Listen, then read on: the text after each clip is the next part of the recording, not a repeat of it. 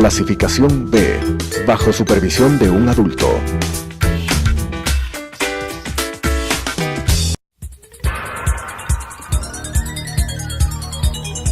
Las opiniones vertidas en este espacio por la producción y dirección del programa son de exclusiva responsabilidad de sus autores y de quienes intervienen en ellos.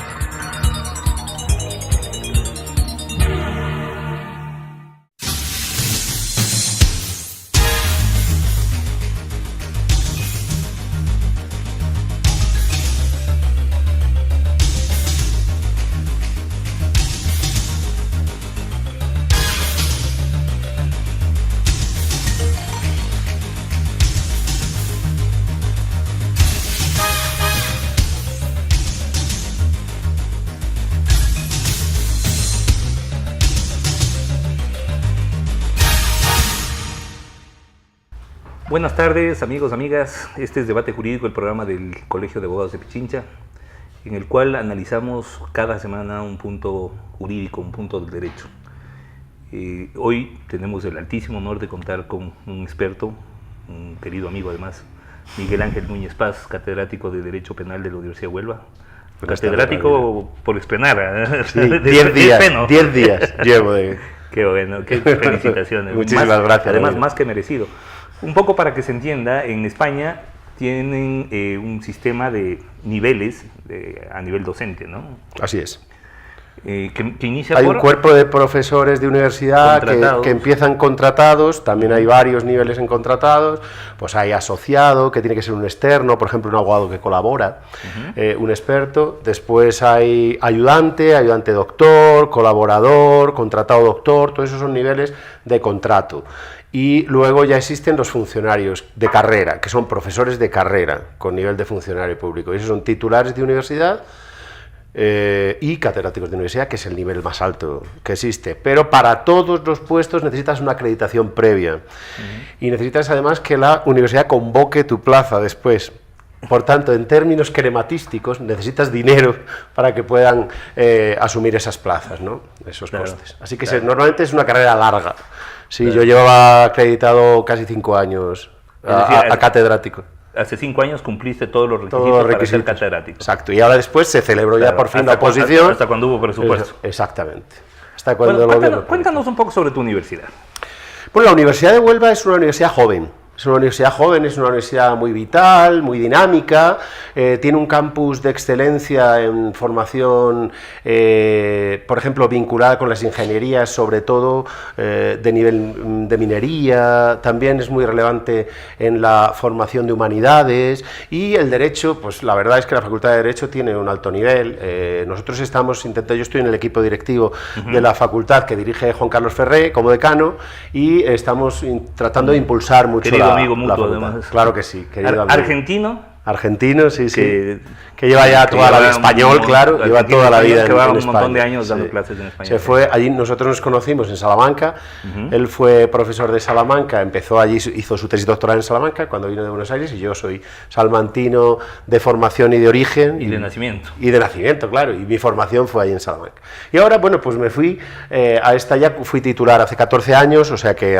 llevo casi 15 en Huelva, y es una universidad pequeñita pero con mucho espíritu trabajador. Hacemos muchas cosas. De Derecho, ¿cuántos estudiantes tienen? Es que nosotros tenemos limitado el acceso a los estudiantes. Nosotros tenemos miles de solicitudes de estudiantes para entrar, pero la Junta de Andalucía, que es la Junta Regional que permite el acceso, no permite el acceso a todos los alumnos que lo desean. La explicación es esquematística otra vez. Si tú permites el acceso a muchos estudiantes, lo que estás haciendo, Ramiro, es generar la necesidad de tener más profesores y, por tanto, pagarlos. Claro. Con lo cual, las universidades se controlan de esa forma. Así que nosotros tenemos el numerus clausus cerrado en 200 alumnos, me parece 200 y pico. Es una facultad pequeña, ¿no? Sí, pequeña. Pequeña, pero vamos, ya digo, muy operativa, muy activa. ¿Cuántos profesores de Derecho Penal? De Derecho Penal, 4 ahora mismo, 5. 2 catedráticos, tenemos un titular, 5. 2 catedráticos, un titular, una colaboradora y un ayudante, y un PSI, que es profesor sustituto interino, que esos cubren vacantes de plaza. Y este es un discípulo de Juan Carlos Ferrer y mío, que es Víctor Macías Caro, un tipo brillante que por la estructura universitaria no consigue encontrar todavía la vía de un acceso a la universidad, digamos, como profesor permanente. Así estamos. La universidad en España también es todo un poema. Yo soy profesor invitado en algunas. Ya lo sabes, tú lo conoces muy bien y también te has formado. Lo he vivido y lo he sufrido. Yo sigo creyendo que tiene alto nivel a pesar de todo. Sí, bueno, y tú lo sabes, tiene alto nivel, pero a pesar de todo, porque prácticamente todo son dificultades. O sea que... Yo creo que uno de los sectores más afectados por la crisis económica de 2008-2009, sin duda, fue la universidad. Fíjate, se cercenaron. Hablábamos ahora de por qué llevo yo tanto tiempo acreditado y se celebra la cátedra después de tanto tiempo, la oposición. Pues porque el gobierno, entre los ajustes presupuestarios de la crisis, cerró la entrada a la universidad a generar plazas durante todos estos años. No ha habido ni un profesor nuevo, ni una titularidad, ni un catedrático, nadie. Tú imagínate. Yo recuerdo, eso como anécdota, un amigo en un programa de maestría, pues me invitaba y como tenían muchos recursos, pues me acuerdo que eran unas invitaciones muy simpáticas en el sentido de que, vuelo en clase ejecutiva, alojamiento en hotel 5 estrellas, unos honorarios bastante altos, y luego 2 años después, la siguiente invitación me dice, mira, hoy es vuelo en clase turística, residencia universitaria y habrá cena. Así es.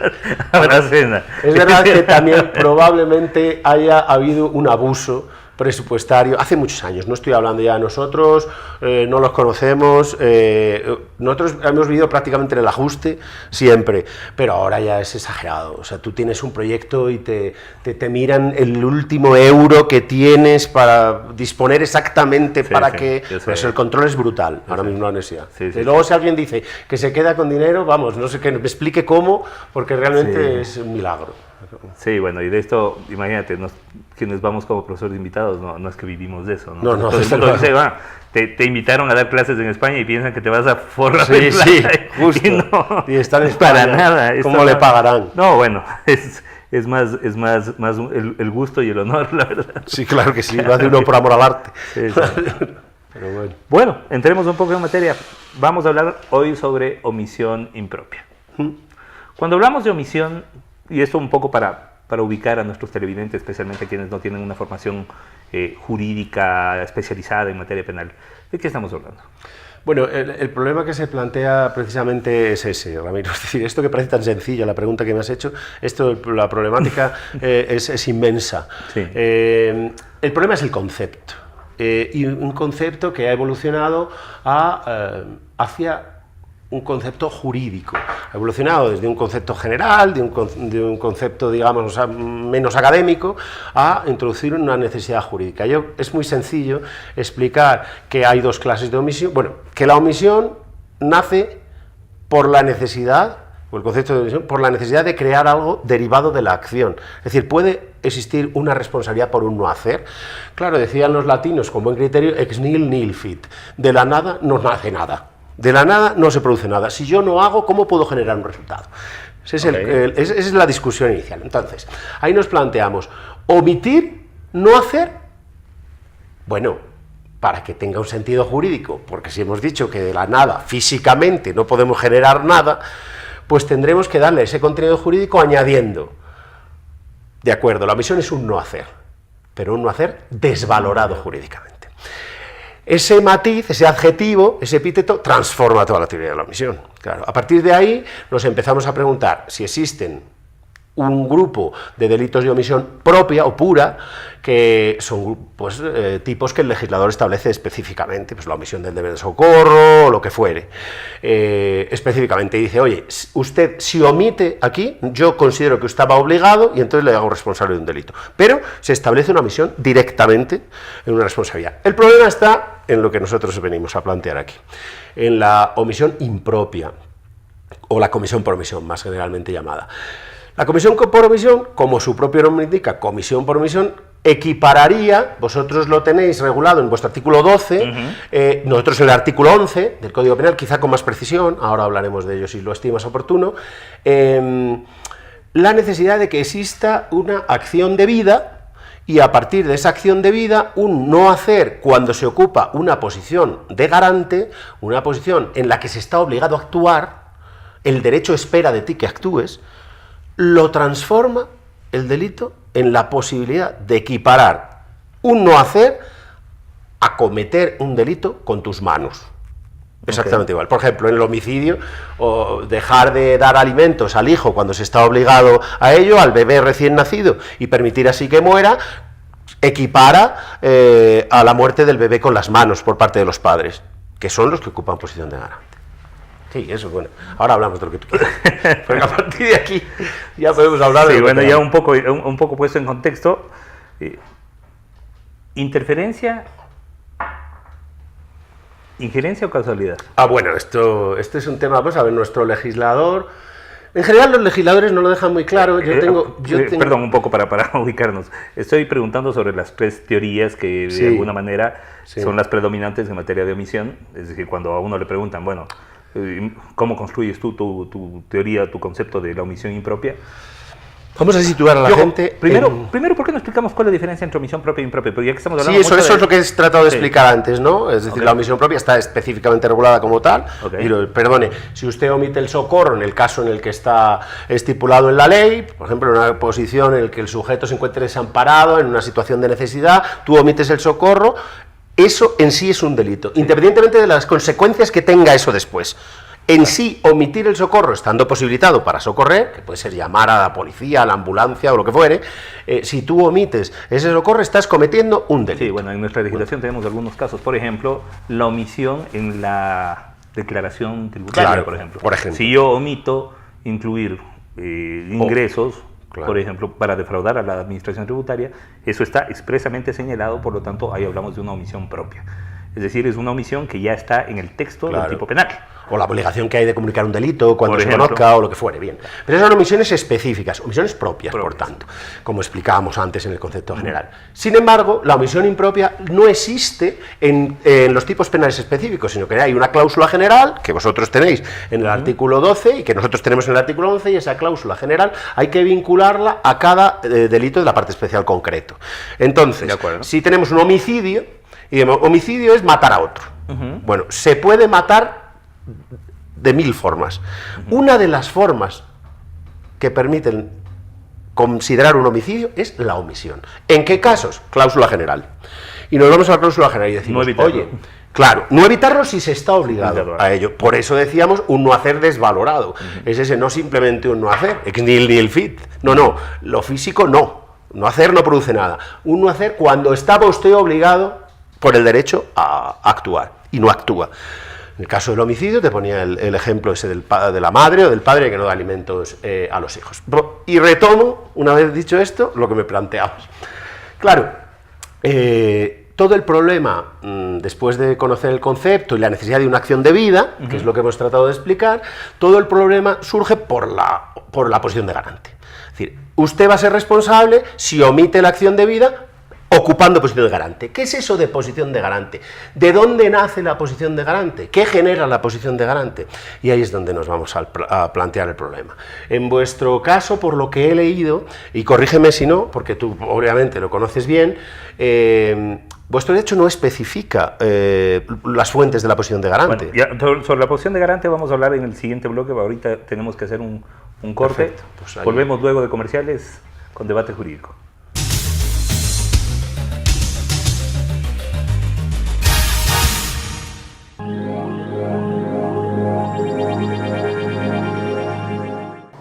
Adriana, cancélame todas las reuniones. No voy a ir a la oficina. Estoy con una jaqueca que no aguanto. ¡El jefe no viene!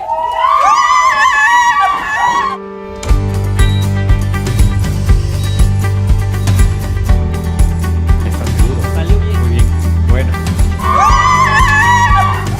Cuanto antes vayas a Ecuasanitas, más rápido te curas. La empresa de medicina prepagada que cuida de ti. Ecuasanitas. Es bueno estar sano.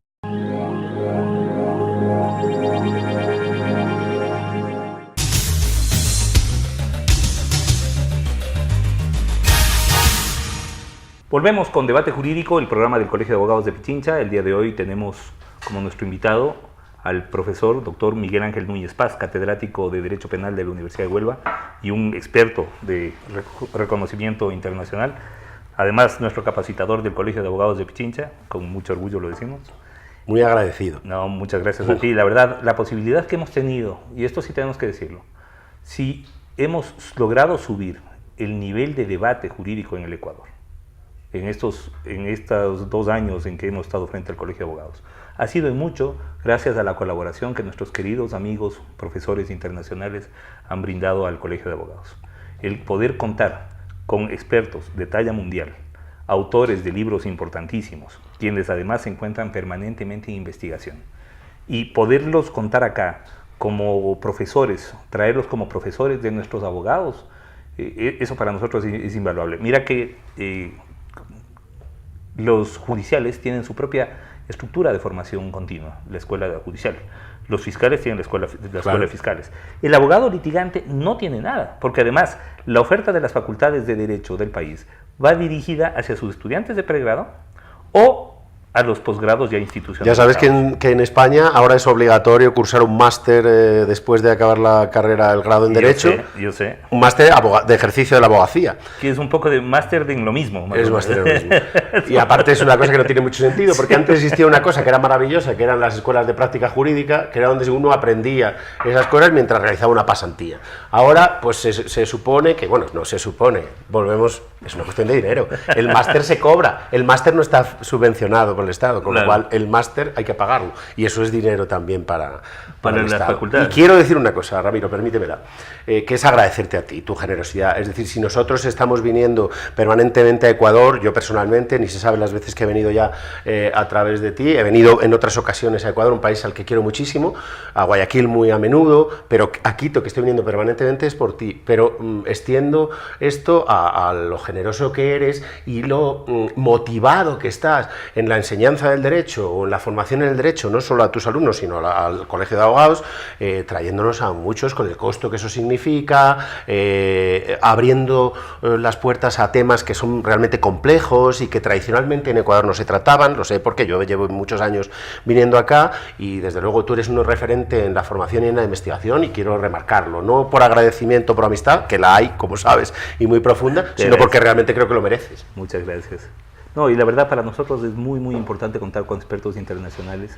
Te cuento que hace poco pues pasamos un proceso eleccionario en el cual algunos detractores del colegio y de esta administración pues nos criticaron eso, paradójicamente, de algo de lo que creo que es de lo que nos sentimos orgullosos. Nos criticaron el que invirtamos los recursos del colegio en formación de nuestros agremiados con expertos internacionales. O sea, para que veas que todavía tenemos... Aquí se estudia mucho. Todavía hay un sector medio cavernícola, ¿no? Pero ojo, yo creo que la decisión de los agremiados de continuar con esta estructura, con esta administración, nos muestra a las claras que la mayoría quiere formación de nivel mundial. Y eso es lo que estamos nosotros haciendo acá. Enhorabuena. Bueno, continuemos con el tema de la omisión propia que está. Vamos a la posición te preguntaba, tú, sí, en tu obra, porque tienes una obra específica sobre la omisión. Sí, acabo de publicar hace menos de un año. Sí, la conozco. Los delitos de omisión en Tirant lo Blanc. En Tirant lo Blanc, un libro blanquito con rojo. Exactamente. Sí, las colecciones de Tirant lo Blanc tradicionales. Muy bueno. ¿Por cuál de las teorías te decantas? Mira, yo digo, te voy a explicar lo que dice el derecho positivo en España, que dice, bueno, algo dice más que muchos otros códigos penales. Y luego te voy a explicar lo que yo pienso y que creo que se puede interpretar, ¿no? De forma extensiva. El problema está, decíamos, nos quedábamos en toda la teoría de la omisión en la posición de garante. Claro, la posición de garante, ¿de dónde nace? Decía, por ejemplo, el legislador español en el artículo 11 dice: se genera por ley, por contrato o por hacer precedente, la injerencia. La injerencia con J, por cierto, porque la injerencia en castellano es con G, con G o con J, alternativamente, y en este caso esa injerencia se escribe con J. Bueno, pues, ¿qué quiere decir esto traducido al castellano? Por ley, es evidente. El padre respecto de los hijos tiene una obligación legal. Sin duda. Respecto de los hijos.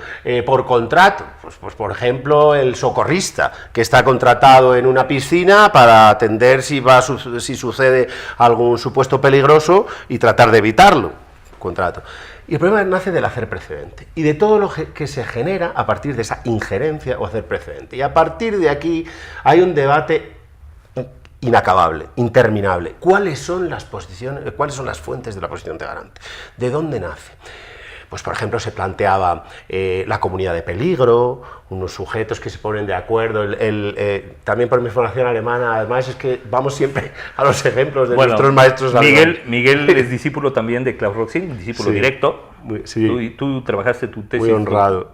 Trabajé en el libro ya después del doctorado, o sea, hice todo el posgrado en Múnich, sí. Estuve allí con él mucho tiempo, sigo teniendo muy buena relación con él y he sido su padrino de doctorado honoris causa en Huelva. Mira tú.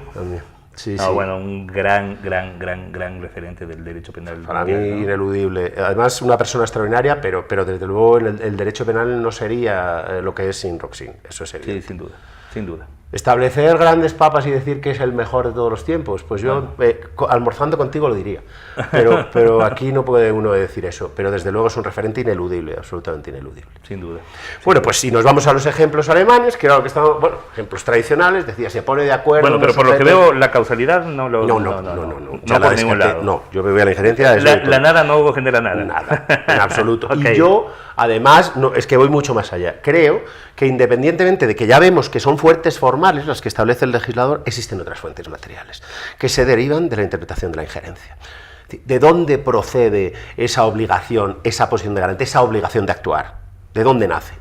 Y puede nacer, pues, por ejemplo, eso de las comunidades de peligro, unos sujetos que se ponen de acuerdo en escalar el Himalaya y entonces van en grupo a escalar y uno de ellos queda colgando después de resbalarse y los demás se marchan y lo abandonan a su suerte y fallece. Muere, se cae, tiene un accidente y muere, y nadie hace nada. Bueno, pues ahí no estamos ante una mera omisión del deber de socorro, ahí estamos ante un homicidio en comisión por omisión, surgida la posición de garante, por tanto la obligatoriedad de la omisión, por la comunidad de peligro, en la que todos asumieron el riesgo conjunto. Desde el punto de vista estaban asumiendo la colaboración también, por tanto ayudarse en situaciones de peligro. Pero te pongo un ejemplo muy claro. Si nos fuéramos solo a las fuentes formales, esto sería tan absurdo como decir que un matrimonio entre sí tendría la obligación de protegerse, en una hipotética posición de garante, de un accidente, de evitar los resultados. Insisto, no asociemos lo que es una omisión propia, que simplemente sería omitir el socorro, a las consecuencias que se generan. Las consecuencias que se generan te harán responsable si ocupas posición de garante. Si no, simplemente omitirás el socorro, cometerás ese delito de omisión de socorro. Pero si fallece la persona que estaba en el accidente y era tu esposa y te has ido, resulta que por ley, fuente formal, estabas obligado a actuar. Ha fallecido como consecuencia de omitir el socorro y ahí hay un homicidio en comisión por omisión. Pero explícate, ahora estamos separados. Entonces, decimos, bueno, pero es que, o no estamos casados. Decimos, si no estamos casados, entonces resulta que solo hay omisión del deber de socorro porque ya no hay una fuente formal. No, hombre, no. Hay otra forma, igual que te explicaba, las comunidades de peligro, pues por ejemplo podemos hablar de las comunidades de vivienda, también gente que comparte piso o gente que vive junta. O sea, en su contrario, imagínate, el marido estaba obligado y responsable del homicidio, pero perdóname, si hacía 15 años que se habían separado, aunque no habían formalizado un divorcio y ya no vivían juntos, pero sigue generándose esa obligación legal de actuar, y en el que vivía con la señora, de verdad, no había la obligación, porque no era una fuente formal. Esto es absurdo, y como conduciría a soluciones absurdas, lo que tratamos de buscar es una explicación en las fuentes materiales. Pero no me puedes dejar hablar mucho tiempo de esto porque aburrimos a los... No, todo lo contrario, todo lo contrario, justamente de eso se trata este programa. Mientras más detallados y más alto el nivel de explicación, para nosotros muchísimo mejor. Sobre el tema de la posición de garante. Tú ya nos acabas de dar más o menos un panorama de cómo se construye la posición de garante. Y bueno, es tema harto complejo. Es muy complicado, es muy complicado. Ya te digo que sobre todo porque las fuentes materiales también hay que limitarlas, porque al final hay que establecer un catálogo de fuentes materiales. De acuerdo. Por ejemplo... Pero bueno, ¿dónde emites ese catálogo? Es un problema muy grave. Por ejemplo, Jacobs critica esta posición porque dice, ¿de dónde nace eso? ¿Por qué dicen ustedes esto? Porque Bueno, esto tenía que tener un fundamento jurídico. Para Jacobs todos tenemos posición de garante de todo. Sí, bueno, claro, pero dice, tenemos que demostrar que hay una obligación jurídica de algo. O sea, si no hay algo normativamente dispuesto, no debería existir. Y entonces, es verdad que en algunas fuentes materiales de la posición de garante es difícil observar esto. Pues no nos podemos tú y yo sentar mañana... La línea roja es muy delgada. Es muy delgada, sí. Pero es que, bueno, también está el sentido común. Quiero decir que por ejemplo, en el caso que te he puesto, por no irnos a casos más complejos, el caso que te he puesto, obviamente, tú piensas, por sentido común, que alguien convive con una persona, sí puede tener una obligación de protección sobre esa persona, independientemente de que exista una obligación legal, de que estén casados o no, o lo que fuere. O que una de estas personas sea casada como tú y claro, con otra persona. Esto se planteaba, por ejemplo, en el caso de las relaciones homosexuales. Es decir, en los países donde existe el matrimonio homosexual o la unión homosexual, legal, civil, no hay problema, porque estaríamos en el mismo caso del matrimonio. Pero ¿y si no se pueden casar? Resulta que entonces no nacería ninguna obligación, posición de garante jamás, porque no existe una obligación legal, no contractual, tampoco. Entonces decía, bueno, pues entonces hay que establecer un catálogo, hay que seguir elaborando. Y ya digo, es una cuestión en permanente evolución, ¿eh? Bueno, esto del Tun und Unterlassen, como dicen, exactamente, ha generado un debate enorme. Los propios alemanes a ratos dicen, bueno, creo que hemos discutido demasiado sobre esto y no hemos llegado a muchas conclusiones. Conversaba con Uwe Murmann, catedrático de Göttingen, y me decía, yo creo que el tema del Tun und Unterlassen, que es hacer o omitir, como que le hemos dado demasiada caña y... Hombre, lo que pasa es que es verdad que dices, puede equipararse una acción a una omisión, y tú piensas, por ejemplo, en un caso grave, un homicidio, que son los ejemplos que ponemos tradicionalmente, y dices, bueno, es que realmente... O bueno, oposiciones como la de Silva. Sí. ¿Es constitucional o no la omisión impropia? Bueno, pues eso, claro, pero ese es un debate que yo creo que ya está agotadísimo, sinceramente, desde mi punto de vista. Sí, igual. Yo creo que la posición mayoritaria se ha decantado porque sí existe y es constitucional. Claro. Ahora, claro, el tema es cómo construirla y cómo limitarla. Exactamente. Tenemos un montón por debatir todavía. Pues sí, señor. Bueno, Miguel, te agradezco muchísimo. Muchísimo a vosotros, gracias, Rabín. Un honor haber podido contar contigo. Amigos, amigas, este ha sido Debate Jurídico. Nos vemos la próxima semana. Las opiniones vertidas en este espacio por la producción y dirección del programa son de exclusiva responsabilidad de sus autores y de quienes intervienen en ellos.